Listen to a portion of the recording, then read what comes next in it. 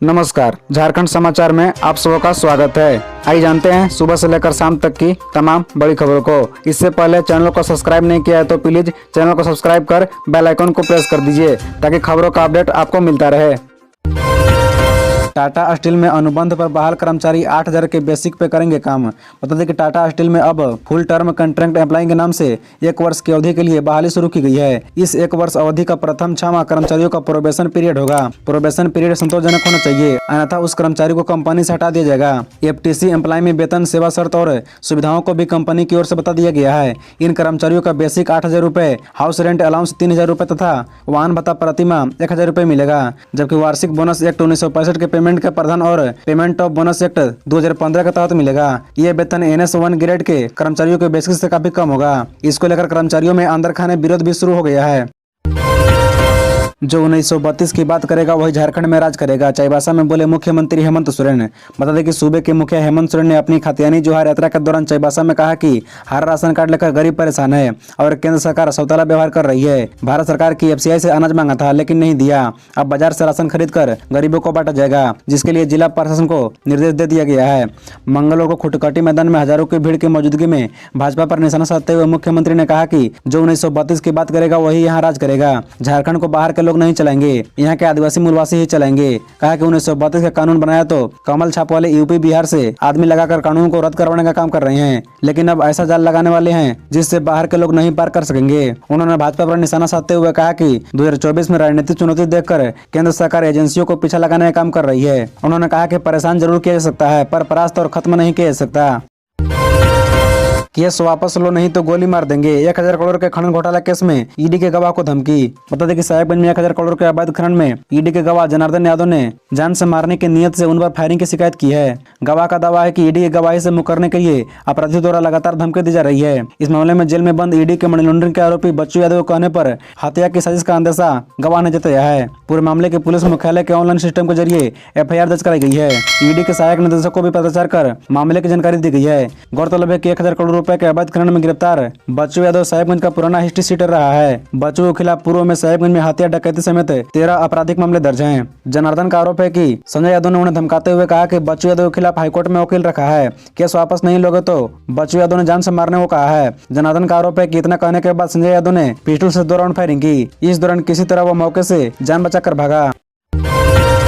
BJP विधायक डुलू महतो को मिली जमानत पर अभी जेल में ही रहना होगा। बता दें कि धनबाद के बघमारा से बीजेपी विधायक डुलू महतो को झारखंड हाईकोर्ट से एक मामले में जमानत मिल गई। मामला सरकारी कार्य में बाधा डालने और पुलिस हिरासत से वारंट को छुड़ाने से जुड़ा है। अदालत ने उनकी अपील बेल की याचिका पर सुनवाई करते हुए जमानत दे दी। हाईकोर्ट के निर्देश पर डुलू महतो ने निचली अदालत में सरेंडर कर उच्च न्यायालय के सरेंडर में पिटीशन दायर किया था। इस मामले में अन्य आरोपी रेस गुप्ता और चुनू गुप्ता को भी जमानत मिल गई। इस मामले में बेल मिलने के बावजूद डुलू महतो फिलहाल जेल से बाहर नहीं आ सकेंगे। धनबाद पुलिस ने 4 अलग अलग मामलों में रिमांड किया है। इन मामलों में जमानत मिलने तक उन्हें जेल में ही रहना होगा। उनके खिलाफ राजगंज थाना में 10 लाख रुपए रंगदारी मांगने व मारपीट, बोकरा थाने में एकमत होकर रंगदारी मांगने व हत्या की साजिश रचने, माथाबांध बोरा निवासी कन्हई चौहान से गाली गलौज व बम से जानलेवा हमला करने तथा केंदुआडी थाने में हत्या के लिए सुपारी देने के मामले में उन्हें रिमांड किया गया है।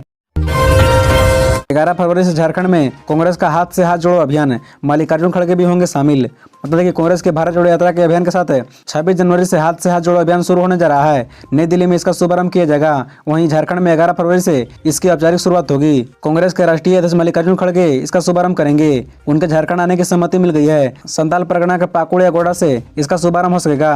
कांग्रेस के प्रवक्ता राजीव रंजन प्रसाद ने बताया कि घर घर पहुंचने वाला यह अभियान भारत जोड़ो यात्रा का विस्तार होगा। यह अभियान 26 जनवरी 2023 से शुरू होकर 2 महीने तक चलेगा। पदयात्रा का आयोजन प्रखंड स्तरीय कांग्रेस कमेटी द्वारा किया जाएगा। पदयात्रा का नेतृत्व करने के लिए प्रत्येक प्रखंड में 1 या 2 वरिष्ठ नेताओं को नियुक्त किया जाएगा। यह विशाल अभियान पदयात्रा के रूप में देश के सभी ग्राम पंचायतों व गाँवों और मतदान केंद्रों को कवर करेगा। पारा हेल्थ कर्मियों के बाद अब 42,000 सैया भी हड़ताल पर, बाबूलाल ने सरकार को घेरा। बता दें कि स्वास्थ्य व्यवस्था को अंतिम पैदान तक पहुंचाने वाली 42,000 स्वास्थ्य महिलाएं हड़ताल पर चली गई है। अस्थायी किरण व मानदेय में बढ़ोतरी सहित 6 सूत्री मांगों को लेकर हड़ताल में है। सैया की मांग 18,000 रुपए मानदेय करने की है। गौरतलब है कि झारखंड में पहले से ही 4,000 से ज्यादा पैरा मेडिकल कर्मी हड़ताल पर हैं। पैरा मेडिकल कर्मी नियमित किए जाने की मांग को लेकर आंदोलन कर रहे हैं। 10 साल पहले इनकी नियुक्ति राष्ट्रीय स्वास्थ्य मिशन के तहत हुई थी। ये अपनी मांग के समर्थन में सुप्रीम कोर्ट का हवाला दे रहे हैं। पैरा मेडिकल कर्मियों के बाद अब 43,000 सैयाओं का हड़ताल पर बीजेपी विधायक दल के नेता बाबूलाल मरांडी ने सवाल उठाए हैं। बाबूलाल मरांडी ने कहा कि झारखंड में पारा मेडिकल कर्मी के बाद अब 42,000 सैया भी अनिश्चितकालीन हड़ताल पर चली गई है। राज्य के गाँव से लेकर शहर की स्वास्थ्य सुविधाएं चरमरा गई है, लेकिन राजनीतिक यात्राओं में अपनी झूठी उपलब्धियों को बखान करने वाले सीएम साहब को न इन कर्मियों का दर्द दिखता है और न ही खबर। रांची के मोरहाबादी में फुल ड्रेस रिहर्सल, परेड का निरीक्षण कर डीसी ने ली मार्च पोस्ट की सलामी। बता दें कि फुल ड्रेस रिहर्सल के दौरान गणतंत्र दिवस पर आयोजित होने वाले सभी कार्यक्रमों को रियल टाइम दोहराया गया। उपायुक्त राहुल कुमार सिन्हा ने वरीय पुलिस अधीक्षक के साथ परेड का निरीक्षण कर मार्च पोस्ट की सलामी ली। रांची के वरीय पुलिस अधीक्षक किशोर कौशल द्वारा परेड पार्टियों को संबोधित करते हुए आवश्यक सुधार के निर्देश दिए। आला अधिकारी द्वारा कार्यक्रम स्थल का मुआयना कर तैयारियों का जायजा भी लिया गया एवं बेहतर व्यवस्था को लेकर निर्देश दिए गए। फुल ड्रेस रिहर्सल के बाद प्रतिनियुक्ति पदाधिकारियों की ज्वाइंट ब्रीफिंग की गई। इस दौरान जिला स्तरीय पदाधिकारियों के साथ पुलिस पदाधिकारी भी उपस्थित थे। ब्रीफिंग के दौरान सभी अधिकारियों को उपायुक्त सह जिला दंडाधिकारी एवं पुलिस अधीक्षक द्वारा जारी संयुक्त आदेश के बारे में विस्तृत जानकारी दी गई। झारखंड के कोल्हान जंगल में नक्सलियों ने फिर किया आईडी ब्लास्ट, सीआरपीएफ जवान घायल। बता दें कि झारखंड के कोल्हान जंगल में फिर आईडी ब्लास्ट हुआ है। हमले में एक जवान के घायल होने की सूचना है। मिली जानकारी के मुताबिक कोल्हान जंगल के गोयलकेरा टोटो थाना क्षेत्र के सीमावर्ती इलाका स्थित जिंजित बेड़ा सिंजीजारी गांव में बुधवार को सर्च ऑपरेशन के दौरान आईडी ब्लास्ट हुआ। सुरक्षा बल के जवान को नुकसान पहुंचाने के इरादे से नक्सलियों ने बम प्लांट किया था। आईडी ब्लास्ट में केंद्रीय रिजर्व पुलिस बल यानी सीआरपीएफ 197 बटालियन का जवान घायल हो गया। घटना बुधवार की सुबह 8 बजे की बताई जा रही है। प्राथमिक उपचार के बाद घायल जवान को हेलीकॉप्टर से एयरलिफ्ट कर रांची लाया गया। घायल जवान का नाम अंसारी अली है। बता दें कि मंगलवार को भी कोल्हान में आईडी ब्लास्ट हुआ था। पश्चिमी सिंहभूम के गोयलकेरा में जारसोखो जंगल में मंगलवार की सुबह 10 बजे आईडी ब्लास्ट में साइकिल सवार किशोर घायल हो गया। घायल माटा अंगरिया को प्राथमिक उपचार के बाद चाईबासा सदर अस्पताल भेज दिया गया है।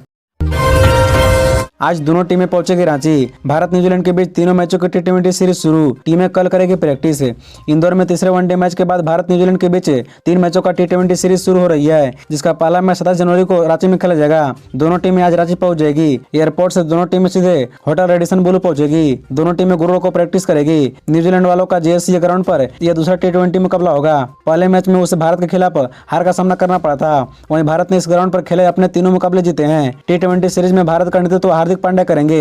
रोहित और विराट कोहली को आराम दिया गया है। झारखंड रणजी के खिलाड़ी ईशान किशन को ओपनिंग का मौका मिल सकता है। हालांकि टीम मैनेजमेंट लंबे समय बाद टीम में वापसी कर रहे पृथ्वी शॉ को भी बतौर ओपनर उतार सकता है। इससे पहले साउथ अफ्रीका के खिलाफ खेले गए वनडे मैच में बतौर ओपनर ईशान किशन ने शानदार 93 रनों की पारी खेली थी। आगामी बजट को लेकर दिए गए संकेत। अब सस्ती दर पर कर्ज लेगी सरकार। ऐप पर मिलेगा सरकारी खर्चे का पूरा ब्यौरा। राज्य सरकार आगामी वित्तीय वर्ष से सस्ती दर पर ऋण लेकर राज्य के विकास कामों को पूरा करेगी। बजट का पूर्व संगोष्ठी हमीम कर बजट कार्यक्रम में वित्त मंत्री डॉक्टर रामेश्वर राव की उपस्थिति में वित्त विभाग के प्रधान सचिव अजय कुमार सिंह ने कहा कि विकासशील राज्यों के लिए ऋण लेकर विकास करना कोई नकारात्मक बात नहीं है। वैसे भी सरकार ऋण के पैसों को खर्च करने में पूरी तरह सतर्क है। आगामी वित्तीय वर्ष सरकार वैसी संस्थाओं से ऋण व उधार लेगी जिसका ब्याज दर कम होगा। बजट में पूर्व संगोष्ठी में पत्रकारों को बजट सुझाव के लिए आमंत्रित किया गया था। इसमें पूर्व उद्योग, व्यवसाय, पर्यटन, श्रम से जुड़े विभिन्न प्रतिनिधियों के साथ सुझावों पर चर्चा हुई। संगोष्ठी में वित्त विभाग के विशेष सचिव दीप्ति जयराज, योजना विभाग के अपर मुख्य सचिव राजू रंजन, अपर निदेशक कृष्ण नंदन प्रसाद और अर्थशास्त्री डॉक्टर हरेश्वर दयाल प्रमुख रूप से उपस्थित थे। जेएससी स्टेडियम में टिकटों के लिए उमड़ी भीड़। सुबह 4 बजे से काउंटर पर लगी लाइन। टिकट के लाइन में महिलाएं भी, पर उन्हें पता नहीं मैच किसके बीच होना है। बता दें कि रांची के धुरवा स्थित जेएससी क्रिकेट स्टेडियम का साउथ पवेलियन एरिया बांस बल्लियों से की गई बैरिकेडिंग, 6 अलग अलग टिकट काउंटर, 4 काउंटर पर सामान्य लोगों को लंबी कतार। वहीं एक काउंटर ऐसा भी जहां महिलाएं लाइन में लगी। पूछने पर कई महिलाएं कहती है कि मैच देखना है तो टिकट ले रहे हैं। जब पूछा गया कि किसका मैच देखने के लिए टिकट खरीद रहे हैं, तब महिला या तो चुप हो रही है या फिर बोल देती है कि हमें पता नहीं। कई हिम्मत जुटाकर साफ साफ कह रही है कि हम अपने रिश्तेदारों के लिए टिकट खरीद रहे हैं। महिलाएं कहती है कि टिकट की लाइन में तो सुबह 5 बजे से लगे हैं, लेकिन मिल नहीं पाया।